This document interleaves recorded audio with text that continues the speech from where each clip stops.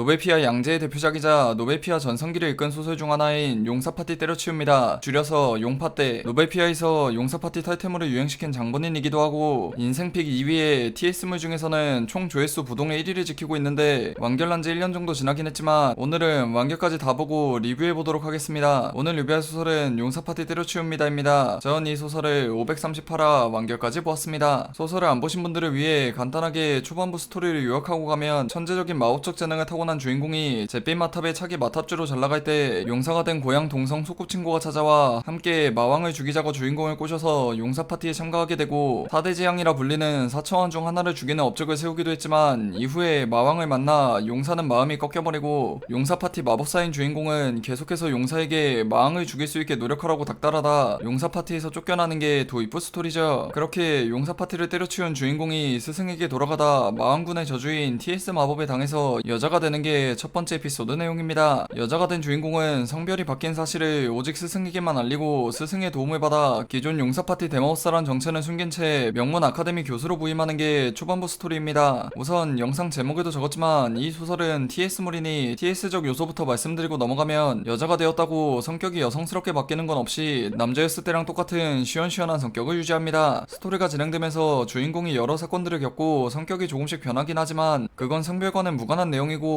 바뀐 성격 역시 여성스럽다랑은 거리가 먼 성격이죠. 초반부 내용에 주인공이 남자에서 여자가 되어서 겪는 정체성 혼란 같은 것도 없습니다. 딱히 여자가 된 게 슬프거나 짜증나지 않고 별 생각 없어 보이죠. 흔한 노베피아 TS물이 그렇듯 나중 가면 이놈이 남자였단 것도 까먹을 만한 소설입니다. 이러면 그렇게 말씀하시는 분들이 많겠죠. 아니 그럴 거면 왜 TS 시킨 거냐, 그냥 남주물 하면 안 되는 거냐, 그렇게 생각하시는 분들이 있을 텐데 이분이 바로 TS는 지필동기라는 말을 유행시킨 장본인인 진짜 TS가 지필동기이신 분이라 어쩔 수 없죠. 단 제가 평소에 말하는 TS 스캔들과는 차이점이 있는 게 가장 큰 게 주인공이 원래 남자라는 걸 아는 인물들이 존재하고 스토리가 진행될수록 계속해서 늘어갑니다. 주인공도 딱히 자기가 전 용사파티 대마법사였다는 걸 열심히 숨기려고 하지도 않죠. 이게 별거 아닌 것 같아도 저는 중요하다고 생각하는 게 제가 말하는 노베피아 TS 스킨들은 주인공이 남자였다는 걸 아는 등장인물들이 없습니다. 환생을 하거나 소설이나 게임에 빙의해서 주인공이 남자였다는 사실을 아는 사람들은 전부 사라지고 주인공 독백에서조차 나는 남자였다는 말이나 생각을 안 하니 정말로 도입부 1화 정도만 안 보면 작품 내에서 주인공이 TS 당했다는 걸 느낄 수 있는 요소가 아예 없는 거죠. 그에 반해 이 소설은 주인공이 남자였을 때 워낙 유명했고 나중 가면 남자였다는 걸 아는 사람이 꽤 있어서 TS 스킨까지는 아닙니다. 물론 그래도 TS 농도가 매우 옅은 소설이긴 하지만요. 그리고 연애 요소가 아예 없는 로맨스물이니 참고하시길 바랍니다. 아무튼 TS 이야기는 여기까지 하고 이제 소설 본 내용으로 돌아가서 우선 세계관부터 알아보면 겉으로 보이는 세계관은 무난한 중세 판타지 용사물 세계관입니다. 마왕과 용사가 있고 그 밑에 사천왕과 흑마법사 집단, 용사 파티나 초인들이 있으며 이종족인 엘프나 드워프, 마법이나 오러, 신성력이 존재하는 평범한 세계관이죠. 물론 이건 도입부에서 밝혀지는 간단한 세계관이고 스토리가 진행되며 점점 숨겨져 있던 깊이 있는 내용들이 나오는데 마왕과 사천왕의 정체, 용사의 선전 방식과 용사에게 힘을 주는 별빛들의 정체, 초인이 되는 방법 등등 세계관 속 숨겨진 반전이나 설정들이 엄청나게 많은 소설이고 사소한 것 하나까지 설정을 짜놓은 작품이죠. 초반에는 설정들이 좀 부실해 보여도 후반부까지 보면 세계관이 굉장히 탄탄하다는 걸 알 수 있습니다. 세계관 속 중요 설정들은 대부분 떡밥이고 스토리가 진행되며 차례대로 밝혀지다 보니 세계관 설명은 여기까지 하고 이제 스토리로 넘어가겠습니다. 초반부 중요 스토리 라인은 두 개로 주인공이 교수로서 강의하며 마법적 설정들을 설명하는 교수 파트, 아카데미는 테러당하는 게 국룰이니 마왕군의 기력과 맞서 싸우는 전투 파트가 있습니다. 초반부 주요 재미는 대마법사인 주인공의 먼치킨 뽕맛과 마왕군의 계략을 분쇄하면서 제자들을 육성하는 재미죠. 스토리 중간중간 여러 개그 요소들이 들어가고 이론적인 면이든 전투적인 면이든 다른 인간에 비해 압도적으로 강한 주인공의 먼치킨 뽕맛이 강하게 나옵니다. 중간중간 과거 예상 같은 게 있긴 하지만 이런 파트는 대략 100화까지 나오는데 사실 이 부분이 제가 용파 때 재리뷰를 망설이고 늦게 한 가장 큰 이유입니다. 저에게 용파 때를 추천해주시는 많은 분들이 진짜 명작이다, 대박이다 이러면서 추천해주시는데 과거 제가 150화가량 했고 리뷰했을 때는 솔직히 그 정도인가란 생각이 많이 들었거든요. 물론 재미가 없는 건 아닙니다. 여러 개그 요소도 좋고 흥미로운 떡밥도 많고 자잘한 설정도 탄탄하고 재미있는 아카데미 교수물이긴 하죠. 근데 이게 명작이라 호들갑 떨 정도냐 하면 아무리 봐도 그 정도는 아닌 것 같았거든요. 그런데 완결까지 보고 나니 왜 호들갑 떨었는지 이해가 되더군요. 이제 초반부를 넘어서 소설 중반부 스토리 설명으로 넘어가죠. 여기서부터는 먼치킨물 느낌은 없어지고 하이파워물 느낌이 강해집니다. 주인공은 인간들 중에서는 최강자급이지만 않지만 적들은 그런 주인공보다 훨씬 강한 캐릭터들이고 인간과 마족의 파워 밸런스가 깨진 다크 판타지에 가까운 세계관이죠. 그리고 초반부부터 나오던 떡밥들이 하나둘씩 회수되며 본격적으로 메인 스토리가 진행되는데 이쯤 되면 아카데미 파트는 의미가 없는 수준으로 비중이 줄어듭니다. 교수로서 강의하는 파트는 거의 없어지고 그나마 있는 파트도 제자들과 엮이는 육성 파트죠. 그리고 아카데미를 떠나 전장으로 나가면 본격적으로 메인 스토리가 진행되는데 여기서부터는 정통 용사물 느낌이 납니다. 고난과 역경 속에서 굴하지 않고 싸워나가는 영웅들의 이야기와 사람은 모두 변한다라는 핵심적인 메시지를 바탕으로 한 깊이 있는 이야기들이 나오죠. 여기서부터는 여러 중요 등장인물들 각자의 스토리와 서사가 나오는데 평면적이게 나쁜 인물 없이 선과 악, 양면성을 지닌 깊이 있고 입체적인 등장인물들의 이야기가 주가되며 스토리가 진행됩니다. 선으로 치우친 인물, 악으로 치우친 인물들은 있지만 평면적이고 단순한 인물들은 거의 없이 중요 등장인물들의 배경 설정들이 탄탄하게 짜여져 있죠. 그걸 바탕으로 진행되는 스토리는 정통 용사물이란 말이 아주 잘 어울리는 스토리입니다. 이런 류의 고결한 영웅들의 이야기를 좋아하시는 분들은 꼭 한번 봐볼 만한 소설이란 생각이 드네요. 스토리 내에서 슬픈 스토리는 있어도 피폐물적이거나 심하게 어두운 스토리는 없어서 어두운 거 못 보시는 분들도 쉽게 보실 수 있는 소설입니다. 그리고 후반부와 완결, 여기는 자세히 말하면 스폰이 간단하게만 설명드리면 그동안 쌓아오던 떡밥과 빌드업들을 남김없이 깔끔하게 회수하며 잘 마무리 지었습니다. 늘어지는 구간이나 스킵하는 구간 없이 지금까지 쌓아온 서사와 이야기들을 마무리 지었죠. 후반부까지 억지 고구마나 억지 밸런스 맞추기 없이 그동안의 떡밥들을 이용해서 적절하게 긴장감을 유지하며 진행됩니다. 정리를 하면 세계관과 자잘한 설정들을 굉장히 탄탄하게 짜놓고 여러 배경과 각기 다른 성격을 가진 입체적인 등장인물들의 스토리가 탄탄한 소설을 좋아하며 정통 용사물을 좋아하시는 분들은 꼭 한번 봐볼 만한 소설이었습니다. 제가 매기는 용사파티 때려치웁니다의 평점은 세계관 4점, 스토리 전개 3.5점, 주인공의 지능 4점, 악당, 조연들의 지능 4점, 스토리의 깊이 매우 무거움, 등장인물의 입체성 매우 입체적입니다. 리뷰 총평은 TS를 곁들인 중세 판타지 정통 용사물에 관심 있다면 꼭 한번 봐볼 만한 소설이었습니다.